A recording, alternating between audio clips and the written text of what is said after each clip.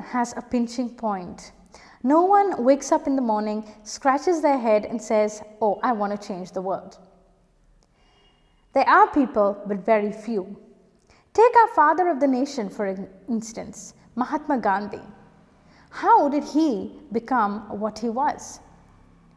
He was a victim to discrimination. He was literally thrown out of a train in another country. He was alienated. That's why he made the change. There are so many other people from the margins of society who make changes because they have gone through some atrocity or the other. That's how they become a part of their target group. They stand in those shoes. They've been there, done that, come back. They are agents of social change. I'm Tiffany Brar. When I was born with a disability. In fact, my parents say it happened due to an overdose of oxygen given by the doctor. But I'm happy. I'm happy the way I am. My parents, however, were not happy. They took me hither and thither for cures and operations and whatnot, but to no avail. It was like God had planned this all along. I was to be blind, or else how could I be an agent of social change? How could I be a part of this target group? Since my childhood, I faced discriminations, starting from the very classroom itself. One day, where I was in the class, I was made to sit in the back bench. Normally, you guys, youth here who are watching this, would voluntarily sit at the back bench because you want to criticize your teacher, say how long her hair is or how curly it is or how boring her voice is, or you would probably want to sneak a bite of your tiffin. But I did not want to do that. I wanted to sit in front and listen because blind people listen better when they sit in front. My ears were cocked up and I wanted to sit at the front bench. But unfortunately, I was forced. Then the teacher came along and asked questions. I stood up boldly and gave an answer. Of course, my answer was right, but my classmate's answer was wrong. My teacher accused me of cheating, of conning her into giving the wrong answer and enabling me to give the right one because I was blind, because I was a person with a disability. Same thing happened in the playfield. I was made to stand in a corner while everyone played with their bats and balls and skipping ropes. Same in the art class. I was given a ball of plasticine while everyone was busy making something or doing something creative. Same for my exams. My scribe would either never show up or show up too late. The Braille books were never given to us, so how could we study? The science class and maths class, we just had to sit at the back bench and sleep or anticipate or read some English storybook in Braille, and that too of a lower class. What kind of life was this? I wanted to change this immediately.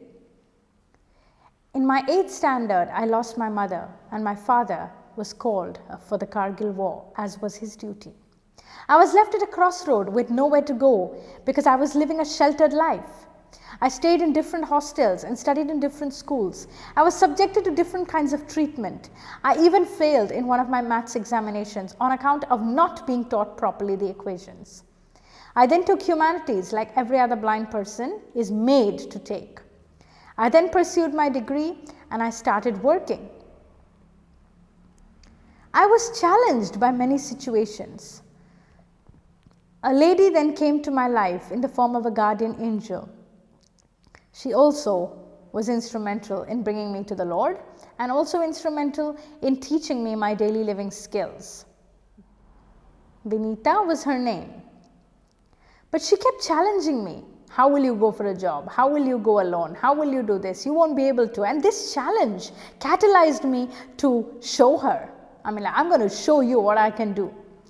A lot of my schoolmates, my classmates also challenged me. Soon I got a job in Braille Without Borders.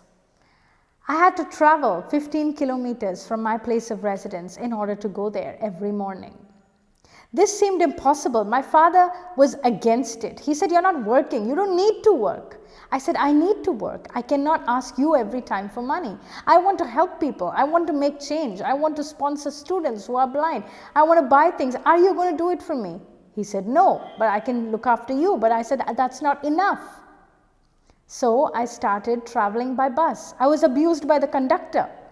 He said, "മര്യാദയ്ക്ക് വീട്ടിൽ ഇരുന്നൂടെ കൊച്ചിന്? കണ്ണും കണ്ടുടാ. കണ്ടാ നല്ല കുടുംബത്തിൽ നിന്നാണെന്ന് തോന്നുന്നു. പിന്നെ എന്തിനായി ഇറങ്ങിത്തിരിക്കുന്നേ?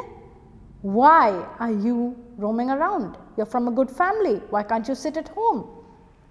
You look like a North Indian." I said, "I am a North Indian." Or the auto drivers, they would purposely take me round and round. One auto driver said, "Yalkanda nikayam kalichu veetti irunnude." I said, "What's your problem, man? You know, I'm giving you money and you're taking me where I'm supposed to go. I mean, okay. ഇത്രയും കൂടെ ചുറ്റിക്കഴിഞ്ഞാൽ ഒരു 50 രൂപ extra തരാം. നിങ്ങളുടെ പ്രശ്നം എന്താ?" His problem was I was blind. I was a girl. I was roaming around. Once when I was in a bus, somebody tried to abuse me. But instead of helping me and defending me, the lady standing next to me, an elderly lady, said I was asking for trouble. രാത്രി യാത്ര ചെയ്യുന്നവർക്ക് ഇത് തന്നെ വേണം. വീട്ടിൽ ചോദിക്കാനും പറയാൻ ആളില്ല. ഇറങ്ങി തിരിച്ചേക്കുന്ന രാത്രി 7 മണിക്ക്. അപ്പോൾ ഇതല്ലാതെ വേറെന്താ നടക്കുക? If the attitude of ladies is like this, then how will others' attitude be? Ladies towards ladies. I also wanted to learn about gender and disability. I then started the mobile blind school after working for 3 years as a receptionist and traveling in the same fashion, being taunted and abused. And after some time I was celebrated. People wanted to help me. The conductors waited for me. They asked me to show my blind pass because I was not scared. I didn't say, "Okay, once happened, I'm going to sit at home. Oh, that conductor said this, so I'm not going to travel anymore." No, I didn't do that. And the Lord didn't let me. And somehow, due to the goodness of the Lord, I'm still in one piece. Thank you, God. I studied social entrepreneurship. I started a mobile blind school where I traveled to the houses of blind people in different rural areas of Kerala by bus and train, so that people, when I teach their children how to travel by themselves, a lot of parents say that, okay, you travel in a car, you travel like this. My child can't do that. The road is not accessible. I can't send her alone. But when I traveled through that inaccessible road by foot and by public transport, they actually believed in me. They actually said, "Well, if you can, my daughter can too." And they started sending their daughters and sons out with me. They soon started walking through that inaccessible terrain with their white canes, which I had given them. They soon started traveling by bus. Uneducated boys who have been sitting at home for years and years, at the age of 25, suddenly woke up, scratched their head, heard my interviews on the radio and decided they wanted to study. I went to them. I brought them out. They attended our trainings. And now, both those boys who I mentioned, who are uneducated, Vinod and Anish, are now working. They know more about smartphones than I do. They travel with their white canes. They both work in a call center and one as a computer trainer. They are bread earners of their families. My first student, in fact, Shifna, a 12-year-old girl who's now around 17 or 18, has finished her 12th. She has her own radio channel. She talks, she mimics, she sings. Hannah, another inspiring youth who is also from your town, Cochin, composes her own songs. She's a child of the Lord. Hannah Alice Simon, she's a figure of inspiration. She too, I can proudly say, is my student. I met her when she was 9 years old. She too was less confident. She too was teased by her classmates on account of her disability. She too learnt computers, learnt how to use a computer, learnt how to read books with screen reading software, learnt how to align her own Word documents, learnt how to use the internet. I used to train her at her house. She also attended one of my camps at that very young age. Her parents have been with her in every step. She now composes her own songs, has written her exams, does her assignments by herself. She also gives motivation sessions to others. Hannah Alice Simon, an agent of social change. There are many, many such more examples that we can see on the ground. That is what social change is. You have to go there and do that. What I want to ask you youths is, don't wait for the pinching point. Don't wait for someone of yours to become a marginalized person or a disabled person or to have a catastrophe in their lives.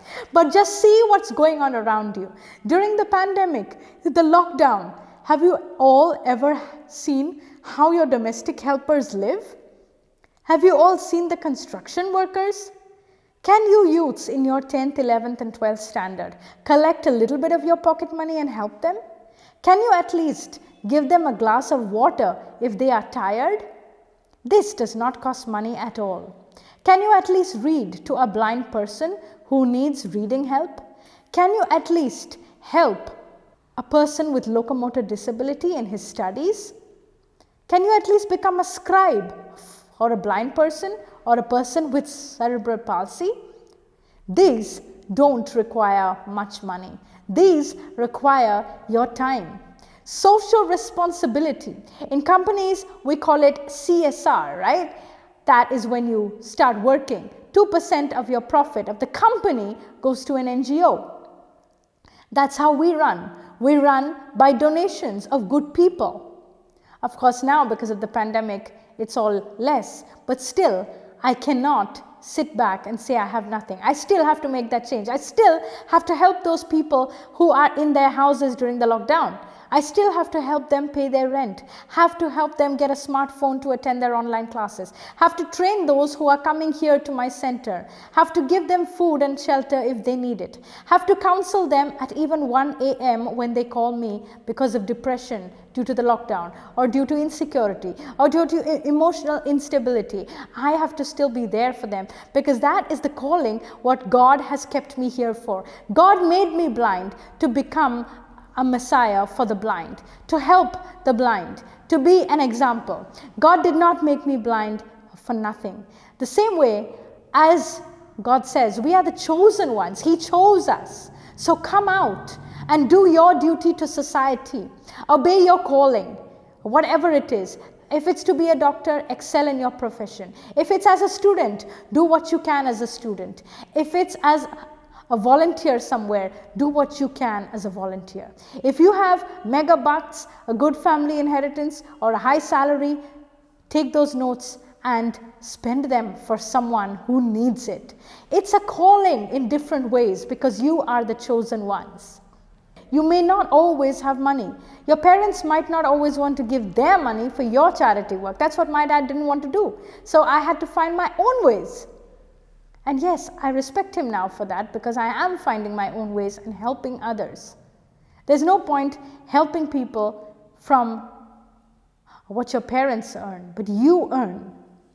You earn your energy, you earn your reading skills, your writing skills, your playing skills.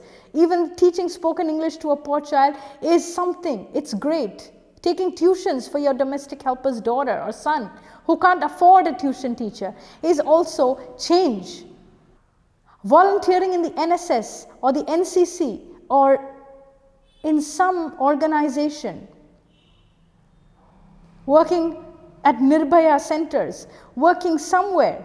It doesn't have to be only your school. It doesn't have to be only your church. It has to be somewhere where change is needed. Also help everyone. Don't think that, okay, that child is a poor child. He doesn't look right. He's black or he's Muslim or he's Christian or he's Sikh. God also came to this world. He dined with tax collectors. Jesus dined with the tax collectors. And even when the Pharisees questioned him, he said, hey, I came here for the sinners. It's only the sick that need a doctor. Those who are able don't need a doctor. So the sinners needed him. So the ill and the sick and the neglected and the disabled, the orphans, they need you, not those abled people. They don't need your help. So don't shun them because of their religion, because of their caste, because of their race, because of their color, but help them in whatever way you can. And that's what I want to tell you youths of Cochin today. Cochin is a happening town. It's a cosmopolitan town. It has an array of opportunities. So get out there and do something. There are many places. Look at the Ipin Island. It's a poor island. People coming from there. Look at them. Look. Go and stand at the Vaitala hub and see how many people, how many construction workers get down there. What is their plight? What can you do for them? Even if it's just distributing a few pieces of fruit, that is something that you can do for someone, making someone's day. So please don't think that social change is only through money. Yes, it is through money when you become an entrepreneur, when you have to take risks, when you start an organization, when you don't have anything with you sometimes. Sometimes you just have to do things. Sometimes you just have to depend on God that, okay, money will come. That's what I do. Sometimes you have to just take those risks. Sometimes people have to go to the hospital and we just take those risks, irrespective whether we have money or not. Sometimes something is needed here for our organization. We just take those risks because we know it's going to come back. You can't do that now as you are all young. You are all not working. But you can take risks of little risk. Reading, writing, fruit, food, pencils, tuitions, classes, recording, counseling, smiling, helping. These are the risks that you can take. Volunteering, giving food, collecting things, even helping in construction work if needed. These are things that you guys can do according to your strength, according to your talent. Thank you.